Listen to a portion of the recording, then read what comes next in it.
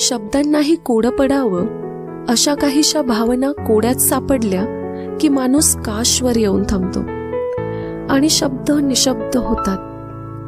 निशब्द संवाद साधू पाहू म्हटलं की शब्दांचे ढग जमा होतात आणि स्वार्थाचा तळपणारा सूर्य अस्ताला जाणाऱ्या पायऱ्यांवर नेऊन सोडतो. आणि मग एक टक त्या कातरवेळी पुन्हा निशब्द संवाद होतात.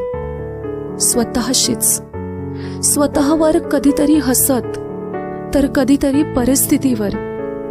परिस्थिती जी न बोललेल्या शब्दांची, तर कधी शब्दांच्या चुकीच्या जागांची.